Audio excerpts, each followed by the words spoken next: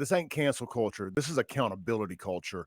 And if you're going to That's represent the right. state of Mississippi, there's going to be some accountability with that when you decide to put your opinions out there as a board member. I mean, as a faculty member for one of our great universities. So this is the chickens Yep. coming home to this. This is honestly, this is DEI and CRT being put on a pedestal at these universities, giving these people the thought process to think they can get away with this. DEI is the intellectual framework that enables this whole thing, because DEI unfortunately involves trainings where you teach people to view the world in terms of oppressor and oppressed.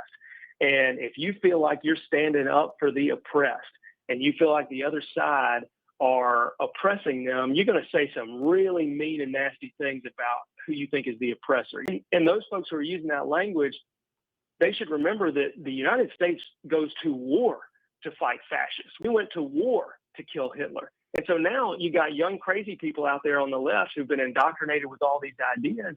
And they think, well, I need to go to war. I need to go use my ability to engage in violence to stop these fascists.